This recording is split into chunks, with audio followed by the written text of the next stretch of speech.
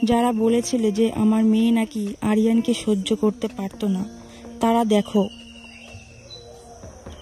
আমরা সবাই একসাথে কতটা হাসি খুশি ছিলাম। আমার মা বাবাও আরিয়ানকে নিজের ছেলের থেকে বেশি ভালোবাসতো। আরিয়ান চলে যাওয়ার পর থেকেই অনেকে অনেক রকম কথা বলা শুরু করেছে, যার কোনো বাস্তবতা নেই।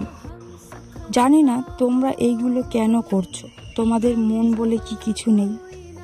আমি সদ্য আমার স্বামীকে হারিয়েছি, আমার মনের অবস্থাটা একটু বোঝো। কিছু কিছু অমানবিক মানুষ আমাকে চলে যেতে বলছে। আমি তাদেরকে বলতে চাই, আজ যদি তোমার বাড়ির কোনো মেয়ের সাথে বা তোমার বোনের সাথে এই একই জিনিস ঘটতো, তখনও কি তুমি এই একই কথা বলতে পারতে যে চলে যেতে? আরিয়ান একটি দুর্ঘটনায় চলে গেছে আমাকে ছেড়ে, সেটা কি আমার দোষ? জানি না ভগবান কেন আমার কপালে এত কষ্ট লিখে রেখেছে। কেন কোনো জায়গায় আমি একটু শান্তি পাচ্ছি না, বাড়িতেও না। অনেকে আমাকে জিজ্ঞাসা করছো যে আরিয়ানকে আমরা কবর দিয়েছি নাকি পুড়িয়েছি। তাদের বলি, যেহেতু আরিয়ান আগে মুসলিম ছিল, কিন্তু আমার সাথে বিয়ে হওয়ার আগেই ও হিন্দু ধর্ম গ্রহণ করেছে, তাই ওকে পোড়ানো হয়েছে। আর ও যে হিন্দু ধর্ম গ্রহণ করেছে তার প্রমাণ আমার কাছেই আছে। আমি ওকে কোনো দিক থেকে জোর করিনি, বরং আমি নিজেই ভেবেছিলাম যে আরিয়ান আমাকে মুসলিম মতে বিয়ে করবে আর ওদের বাড়িতে নিয়ে যাবে। কিন্তু আমি বিয়ের সময় জানতে পারি যে আরিয়ান ধর্ম চেঞ্জ করে আমার হিন্দু ধর্ম গ্রহণ করেছে, আর তারপর আমাকে নিয়ে মন্দিরে গিয়ে হিন্দু মতে বিয়ে করেছে। আরিয়ান বলে যে সব সময় মেয়েরাই কেন ভালোবাসার জন্য স্যাক্রিফাইস করবে, ছেলেরাও করতে পারে। তাই আমি ধর্ম চেঞ্জ করে তোমাকে বিয়ে করলাম, আর তোমার ধর্মকে আমি ভালোবেসেই গ্রহণ করেছি। এরপর আমার আর কি বলার থাকতে পারে, তোমরাই বলো। বিয়ের পর আরিয়ান আমাকে ওদের বাড়িতে নিয়ে যায়নি। ও আমার কাছে থেকে অনেক কিছু লুকিয়েছিল, যে ওর নাকি ফ্যামিলিতে কেউ নেই, ও নাকি অনাথ। আর আমিও ওকে অন্ধের মতো বিশ্বাস করেছিলাম ওর মুখের কথা। এরপর আমাদের বিয়ে হয়, আর আরিয়ান আমাকে নিয়ে হায়দ্রাবাদ যায়, যেখানে ও এতদিন থাকতো সেখানেই। আমরা একসাথে সংসার করতে থাকি। 3 মাস একসাথে সংসার করি, দিনও ভালো যায়। এই দেখো, এই ভিডিওটা আমাদের বিয়ের 1 বছর পরের। দেখে চিনতে পারছো আমাদের কেমন ছিলাম তখন আমরা? আর এই দেখো আমাদের বিয়ের ভিডিও। আমরা হিন্দু মতে বিয়ে করেছিলাম, এটা তার প্রমাণ। প্রজাপতিকে সাক্ষী রেখে আমরা বিয়ে করেছিলাম। আরিয়ান আমার 7 জন্মের দায়িত্ব নিয়েছিল, আর এখন আমার 1 জন্মের দায়িত্ব না নিয়েই আমাকে ছেড়ে চলে গেল, আমাকে একা করে দিয়ে। আমি বিয়ের পরেও সেই রকমভাবে সিঁদুর শাখা পরতাম না। এর জন্য আরিয়ান আমার সাথে অনেক রাগারাগি করত, ঝামেলা করত, আর শাখা সিঁদুর পরতে বলতো। তাই আমিও ওর চাওয়াটাকে সম্মান করতাম। আমাকে ভালোবেসে আরিয়ান আমার জন্য অনেক কিছু সহ্য করেছে। লকডাউনের সময় হায়দ্রাবাদ থেকে আমাকে নিতে এসে আমাদের গ্রামে এসে আটকে গেছিল। তখন কড়া লকডাউন পড়ে গেছিল, কাউকে বাড়ি থেকে বেরোতে দিত না। আরিয়ানের তখন কিছুই করার ছিল না এখানে থাকা ছাড়া। এই দেখো, এই ভিডিওটা আরিয়ানের শেষ ভিডিও। ও অফিস যাওয়ার আগে এই ভিডিওটা আমি করে দিচ্ছিলাম। দেখো কেমন হাসি মুখ নিয়ে বাড়ি থেকে গেল, আর ফিরে এলো না, আর কোনো দিন ফিরবে না। এক নিমেষে আমার মুখের হাসিটা কোথায় চলে গেল। আমার আরিয়ান আমার কাছ থেকে সারা জীবনের জন্য অনেক দূরে চলে গেল, আমার জীবনটা চলে গেল।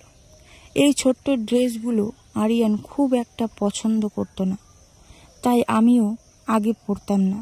বাট পরে ও নিজেই বলল, এখন এইগুলো সবাই পড়ে, তাই তুমিও পড়ো। সাজতে আমি খুব ভালোবাসতাম, তাই অনেক রকম সাজতাম। একটা দিদিভাই আমাকে সাজাতে এসেছিল প্রমোশনের জন্য। আমার জীবনের সব রং নিয়ে চলে গেছে আরিয়ান। এখন আর আগের মতো সাজতে ইচ্ছা করে না। এখন সাদামাটা থাকতেই বেশি ভালো লাগে। আমাদের ভালোবাসা অনেকেই সহ্য করতে পারত না। অনেকেই এই সময়টা আরিয়ানের খুব মোটা হয়ে গেছিল, তাই অনেক হাসাহাসি করে আমরা ভিডিও করছিলাম। আমিও এই সময়টা মোটা হয়ে গেছিলাম। তখন আমাদের দুজনকেই একসাথে ভালো লাগতো। আমরা একে অপরের সাথে অনেক খুনসুটি মজা করতাম। এই সময় এই ভিডিওগুলো খুব ভাইরাল হতো। সবাই আমাদেরকে খুব পছন্দ করত। আমাদের দুইজনকে মানুষ এতটা নজর দিল যে আমার কাছ থেকে আমার আরিয়ানকে এইভাবে নিয়ে গেল। আরিয়ান চলে যাওয়ার পরে আমার পাড়ার লোকজন আমার সাথে খুব খারাপ ব্যবহার করত। তাই সেখান থেকে আমি এক দিদির বাড়িতে গিয়ে 2 দিন ছিলাম, কিন্তু কোথাও আমার ভালো লাগতো না। সব জায়গায় যেন এখনও আমি শুধু আরিয়ানকেই দেখতে পাই আমার আশেপাশে। প্রত্যেকটা দিন, প্রত্যেকটা মুহূর্তের কথা শুধু মনে পড়ছে। এখন আমি পাগলের মতো হয়ে গেছি। অনেকে আমাকে পাগল বলে ডাকে। মাথায় কোনো তেল নেই, স্নান নেই, খাওয়া নেই, না বোন এসে মাথায় তেল দিয়ে যায়। অনেকেই বলছে আমি নাকি আমার বোনের সংসার ভেঙেছি, তাই তার ফল এখন ভোগ করছি। এটা একদমই সত্যি না। আমার বোন লাইভে এসে সবার কাছে ক্লিয়ার করেছে এই বিষয়টা। সোশ্যাল মিডিয়ায় আমি আর আরিয়ান ভিডিও করতাম কোনো টাকা পয়সার জন্য না। আরিয়ান শুধু লোকজনের ভালোবাসা পেতে চাইতো, তাই ভালোবেসে ভিডিও করত। যদি টাকার জন্য ভিডিও করতাম তাহলে এতদিনে আমাদের বাড়ি গাড়ি অনেক কিছু হয়ে যেত। আমাদের ভালোবাসার লোকজন তো কম ছিল না, অনেক ফলোয়ার্স ছিল। এইরকম একটা ভিডিও করার জন্য খুব শখ ছিল আরিয়ানের, তাই আমি ক্যামেরা ধরে দিয়েছিলাম স্লো মোশন ভিডিও। নিজেকে আয়নায় দেখতে খুব ভালোবাসতো, নিজের বডিকে খুব ভালোবাসতো। এই ভিডিওটা আমাকে দেখিয়ে বলতো, দেখো রুম্পা, আমাকে পুরো হিরোর মতো লাগছে না? আমি বলতাম, হ্যাঁ একদম হিরোর মতো লাগছে, শুধু আমার হিরো। আরিয়ানকে পেয়ে আমার জীবনের আগের ঘটনা সব ভুলে গেছিলাম, কিন্তু এখন আবার আগের সব কিছু মনে পড়ে যাচ্ছে লোকজনের কটু কথায়। তোমরা অনেকেই আমাকে বাজে কমেন্ট করছো, আবার অনেকেই ভালো কমেন্ট করছো। তবে ভালো কমেন্ট সংখ্যাটাই বেশি, বাজে কমেন্ট 2-4 জন করছো। যারা ভালো কমেন্ট করছো তারা তো আমাকে অনেক ভালো ভালো কথা বলছো, ভিডিও করতে বলছো, জীবনে এগিয়ে যেতে বলছো, আমার মেয়েটার কথা ভাবতে বলছো। কিন্তু যারা বাজে কমেন্ট করছো তাদের বলি, আমাকে প্লিজ একটু বাঁচতে দাও। যা ঘটে গেছে সেটা আমার কপালের দোষ, তাতে তো আমার কোনো হাত নেই। এইবার আমার মেয়েটাকে নিয়ে আমাকে একটু বাঁচতে দাও। প্রথমবার সংসারটা করা হলো না, দ্বিতীয়বার সংসারটাও করতে দিল না ভগবান। আমি যে সংসার করি এটাও বোধহয় ভগবান চায় না।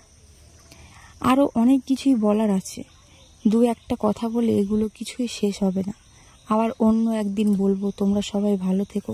এই ভিডিওগুলো দেখে আমার স্মৃতিগুলো সব মনে পড়ে যায়, তাই কাউকে বলার তো নেই, তাই তোমাদেরকেই বলি। তোমাদের সাথে এইগুলো শেয়ার করলে মনটা অনেক হালকা হয়ে যায়। এবার সামনের জীবনটা আমি আমার মেয়েকে নিয়ে ভালোভাবে কাটাতে চাই।